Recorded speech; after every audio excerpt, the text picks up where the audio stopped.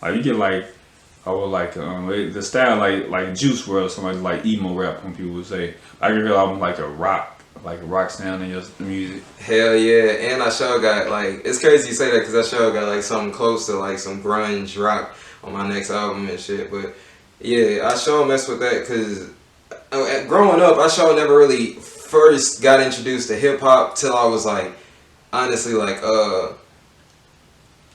I was like elementary school, but before that, I was already listening to stuff like Gorillaz, Green Day, Nirvana, stuff like that. My mom used to actually work at Fitz's in the Loop, and whenever she'd get off work, and so like she'd pick me up from like the King's daycare, which was this daycare like right around the corner from the Loop, and she'd take me to Vintage Vinyl, and she'd literally just be taking me there, buying her own little records.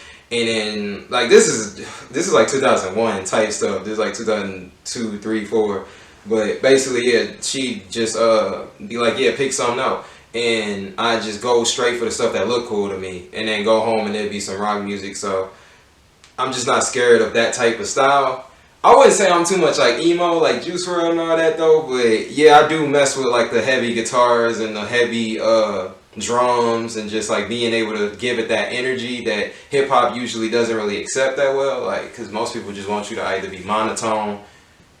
I ain't trying to like diss nobody because it's cool if you mess with it, but most people either want you to be monotone. Everybody just wants you to be one way, and I feel like I'm good at just putting all the different types of energy I have into music. Diversity. Yeah. Growing up, like you say, you usually go to Vintage Vinyl with your mother as a kid. Did you ever think you would be selling your album in Vintage Vinyl? No, it's crazy that actually got to happen too. Cause What's the name of the album? Let the people know.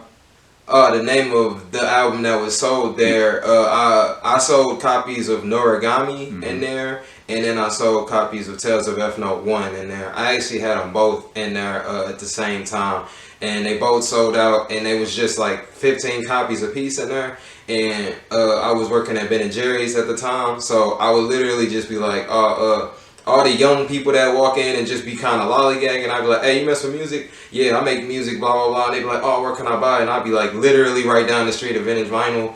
And yeah, most was straight buying it. And I still need my show from there because they said if you sell like a certain number of copies there, you get your show. But I wasn't consistent with it. But I'm going to still go back and get that though, because that'd be hard. I've seen people rock out Vintage Vinyl when they was doing the shows in front of it. I've seen them do like shows inside. I'd kill that, so they need to let me do that.